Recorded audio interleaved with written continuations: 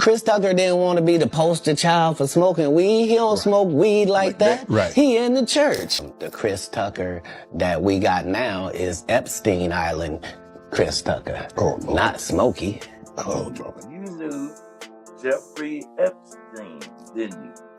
Yeah, I did. We flew Bill Clinton and a lot of different, that was a humanitarian trip to Africa. Katt Williams has once again turned the spotlight on Chris Tucker, this time after Tucker's name surfaced in newly released documents connected to that infamous island scandal. For years, Chris has openly credited his religious beliefs as the reason he pulled away from Hollywood, even rejecting a reported $10 million offer to reprise his role in the Friday franchise, claiming he didn't want to be tied to profanity and drug-related themes. But according to Katt, there may be more to the story. He's suggesting that Tucker's explanation might not tell the full truth, hinting that faith could be serving as a convenient shield for something else. After all, why would someone at the height of their career walk away from roles and opportunities that most actors dream of unless there was an unspoken reason? This isn't the first time Katt has voiced doubts. On Club Shay Shay last year, he directly questioned Tucker's transformation, saying the Chris Tucker audiences see today as a far cry from the one who lit up the screen in the 90s. And, once again, Katt tied his comments back to that same island, dropping the implication that Tucker might be keeping... The Chris Tucker that we got now is Epstein Island Chris Tucker. Oh, Lord. Not Smokey. Oh, Lord. Whew. If I didn't know no better, I'd tell you he's the greatest. I don't care what you say. So what exactly was Katt hinting at? And how did Chris Tucker's name even end up connected to the Jeffrey Epstein controversy in the first place? To trace it back, you have to look at the early 2000s, when Tucker joined a humanitarian trip to Africa. The catch? The group flew there on the notorious Lolita Express, Epstein's private jet that would later become a symbol of the scandal. When asked about that trip in recent years, Tucker explained that at the time he had little knowledge about Epstein or the darker associations tied to him. According to Chris, his focus was solely on the charitable mission, not the man behind the airplane. Jeffrey Epstein, didn't you? Yeah, I did. We flew Bill Clinton and a lot of different, that was a humanitarian trip to Africa. Yeah. And I met him on that trip because it was his plane. I didn't know who plane we was getting on, but it was a whole bunch of dignitary people who was with a delegation. And yeah, I met him, and you don't know people, what they do in their private lives. So yeah. As for the whispers that Tucker himself ever set foot on Epstein's private island in the Caribbean, he's been quick to dismiss them. When the question came up, Chris brushed it off with a laugh, making it clear he wanted no part of that speculation. He was on this private plane, and you could tell that it was a private plane because they called it, was it Lolita Express? Oh yeah, it was a private plane. Yes. Oh yes. Wait a minute. You didn't never go to that island, did you? No. I don't know where that thing at. Still, many people couldn't shake the feeling that Chris Tucker's reaction to questions about the island was off. Why laugh about something tied to such disturbing crimes?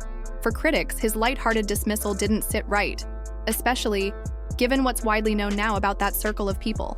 According to Page 6, the humanitarian trip in question took place in 2002, when Tucker and several others spent a week visiting AIDS projects in South Africa. But the controversy deepened when one of the flight attendants on Epstein's plane, Shante Davies, later appeared in a documentary and recalled a troubling incident that occurred during that journey. She also confirmed that Tucker was among those on the flight, and photos from the trip have since resurfaced. Adding to the unease, an image began circulating online, showing Tucker standing alongside Jojo Fontanella, Epstein's longtime house manager. To be clear, Chris Tucker has never been accused of any crime in connection to Epstein. Still, the associations alone raise uncomfortable questions. How did so many high-profile celebrities find themselves in the orbit of one man while horrific things were happening behind the scenes? And are we really to believe none of them noticed? Public opinion remains divided. Some argue Tucker may have been an unknowing participant, perhaps even too afraid to speak up if he did sense something. Others remain more skeptical, suggesting he might know more than he's ever let on. Meanwhile, Chris himself continues to attribute his distance from Hollywood to his religious convictions. He has spoken often about his faith guiding him to live differently, both personally and professionally.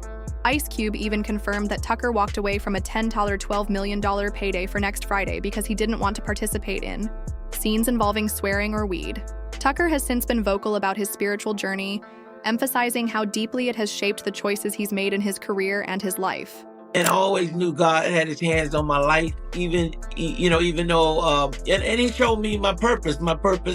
Yeah, man, God was opening doors, closing doors. But now as a man, my spirituality really helps me maneuver through life in a huge way, man. Think big decisions I have to make, challenges go through. I have a foundation that I put it in God's hand. I don't try to do everything myself. Here's where the conversation gets complicated. Some people are starting to question whether Chris Tucker's devotion to faith is truly the whole story, or if it's a shield to deflect attention from his past connections. Is this a man who sincerely found spiritual clarity? Or is religion serving as a convenient curtain, hiding chapters of his past he'd rather not explain? When Katt Williams said the Chris Tucker we see today is nothing like the Chris he knew back in the original, Friday days it came across less like casual commentary and more like a pointed jab. Many took it as Katt, suggesting that this new, religious Chris is the same Chris who once crossed paths with that island. Tucker hasn't responded to Katt's remarks, and from the outside it seems he has no interest in fueling Hollywood drama.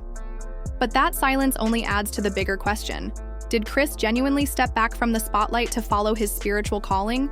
Or is religion the alibi that spares him from uncomfortable scrutiny?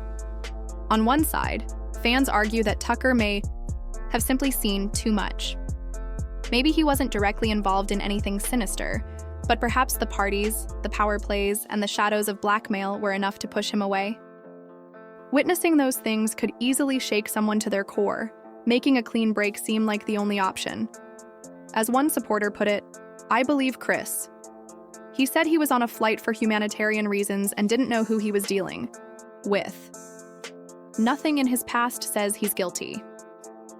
Another echoed that sentiment, suggesting that Tucker's absence from film might make more sense if he had seen something he wanted no part of.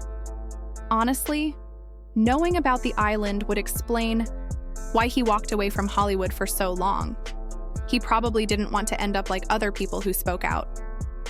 Others draw comparisons to actors like Topher Grace, who distanced himself from that 70s show amid troubling allegations surrounding castmate Danny Masterson. For Tucker, embracing religion may not have been about hiding, but about survival, as she. Way to draw a line between himself and an industry clouded by darkness. In that light, his faith becomes less of an escape. I admire the fact that you're living your life right and setting a good example. And you go to church a lot. Oh man, every Sunday, every chance I get, man, you live in LA, I'm young, I'm black, I'm rich. I gotta have God on my side, man. The devil want me, man. Yes, but you do, right? You go with your family. You have a church here that you go to? Yeah, I go to church, man. You should come with me, man. You gotta come you with don't me. want me to go to that. Come on, George. It's one Sunday, man. You can blend in. You look black already, man. Come on. I heard you was black. But then there's the flip side of the argument. Some believe Katt Williams wasn't just throwing shade. He was dropping hints that Chris Tucker may not have been as innocent as he claims. The theory is that Tucker didn't just get caught up by accident, but rather fell in with the wrong crowd, got compromised, and now uses religion as a safe front to avoid further scrutiny. One user on X even circulated a screenshot from Epstein's infamous Black Book, insisting it proved Katt's suspicions that Chris wasn't just a passenger on the plane, but may have also set foot on the island itself. Another pointed out that Katt mentioned Michael Jackson's name being in those unsealed records, then questioned why Jackson would have been linked to Epstein at all, unless there was something darker going on. That same person tied it back to Tucker, noting his close friendship with Jackson, his sudden divorce, and the lack of a public long-term relationship since, sparking speculation about what Tucker may be concealing. At the end of the day, it comes down to two competing narratives.